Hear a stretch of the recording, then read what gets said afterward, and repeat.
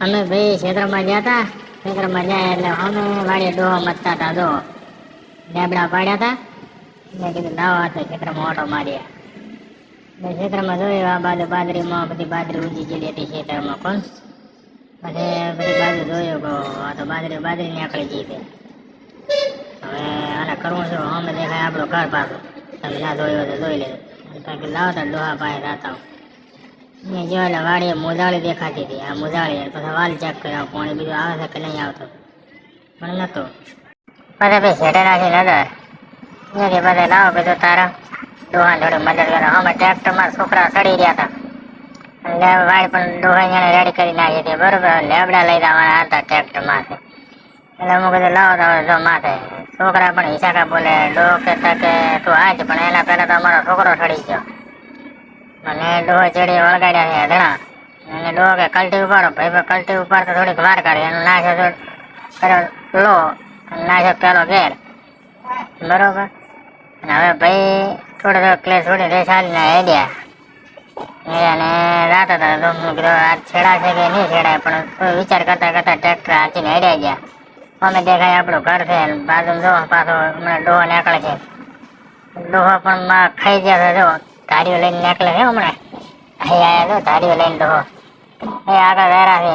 આ ડોહો પાછો મારો બા છે પાછો બાપો એમ. ડોહો કે હું લઈને આ ટ્રેક્ટર કે હવે લેબડા બેબડા અહીંયા નાખી જાય.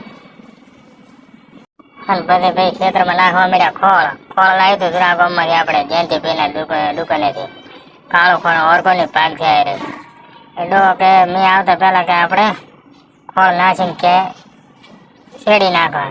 અને ખોળે પણ કાળો માસ હતો એની વાત જ નથી કરે. અને ઓલે ભીખોબા એ ખોળ નખાવા આવી ગયા હતા. અને પછી ભાઈ આપણે બેઠા મગફળીનો ગોસો કરવા. આ ઓર્ગોનિક 20 નંબર છે. એમાં ભાઈ અમે બેઠા પછી બનાવ્યો તો ગોસો કોને 24 કલાક પહેલા. અને બે મિશ્રણ કરી અને એકલા મનમાં બોલ કરતા હતા. તાપ પડે છે ચોખ્ખો થાય છે લોન. પછી ભાઈ અમે નાસી રહ્યા મોને એ દોરે તરફે પડતો નતો. પછી હવે કીધું રહેવા દો અને પછી હવે કીધું હલાઈ નાખો. અને ભાઈ અમે તો બેઠા હોંવર કરવા. હોંવર કરી રહ્યા. પછી ભાઈ કીધું હવે ચા બીજો પી અને પછી કીધું શેડવા દો. અમને તો શેડ્યો તો કાળો મેં. અને અમને એમ લાગ્યું કે શેનું મારું વાલો પહેરવા છે. ટ્રેક્ટર વાળા કે ના તમે ધીરજ રાખો તો મેં આવતા પહેલા હું આવીશ રહું. હમણાં મારી હારી ચિંતા વધી હતી કે આ દૂધો કાંઈ ચો કાળો મેં શેડ્યો છે. કરવું શું હવે? એક બાજુ મગફળી પલાળી ભરી હતી અને એક બાજુ ડોહા ટ્રેક્ટર હાંકતા હતા. ખેતરે પણ તૈયાર કરી નાખ્યું શેડીને.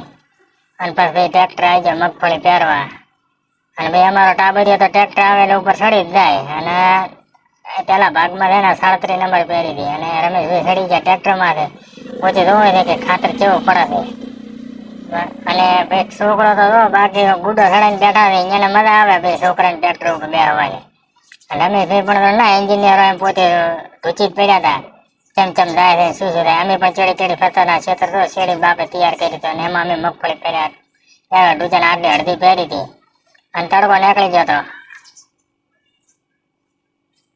અને ભાઈ 3 દાડા ચડી કે લાવવા તો મારા ઓટો ક્ષેત્રમાં લઈને જાય. એટલે જોયો તો અડદ બીજા પહેર્યા હતા બાજુના ક્ષેત્રમાં. એટલે અડદ તો નીકળી ગયા. મગ નીકળ્યા. મગ પહેરેલા હતા. અને બાજુમાંથી મગફળી હજુ 2 પોડીને થઈ છે. અને અમે હજી બીજા બાજરી પણ ભાઈનામાં અને મગ જોયા હતા નીકળી ગયા. 2 પોડી થઈ ગયા હતા. કોને દો જેવા લીલા સમ દેખાય છે. અને બાજુ ભાઈ ઉનાળો ગવાર વાયેલો હતો. અને ગવાની ફળીઓ કોઈ લોબી આવતી નથી. મને લાગ્યું કે હવે આને ઉખાડી નાખવા મજા આવે. પણ ના તો શાક કરાવે એક ટાઈમનું. ઉખાડે કોઈ મજા નથી. એમ પછી વિચારી પછી રહેવા આવ્યો ગારને કીધું ના આવો લીલા ના ઉખાડ. અમુક આપણો ઘર ને દો મેગી વાયેલી છે. મેગી મારી બધી ચોમાસામાં જબર ખાલી છે. અને ભાઈ હવે વિચાર્યું કે હડો હવે ગામમાં દૂધ ભરાવા જવું છે. બાઈક પડી હતી આપણે મર્સિડીઝ એ ઉપાડી. અને ગારા વાળું છે જો. અને ભાઈ અહીંયાથી ઉપડ્યા. હા છે બાજુમાં વેપણભાઈનું ખેતર. હજી એમાં વરાપથી નથી. મગફળી પહેરવાની છે. અને તમે આ જે રાડકો આવે તો ઓળખતા હશો ને. અને તે બાજુમાં જ્યાં નિકેશભાઈનું ખેતર. નિકેશભાઈએ કાલે 2-4 ઓટા માર્યા પણ કોઈ શેડાણું ને પોણી ભરેલું હતું. એટલે નિકેશભાઈ રહેવા આવ્યો. એમાં મગફળી કરવાની હતી.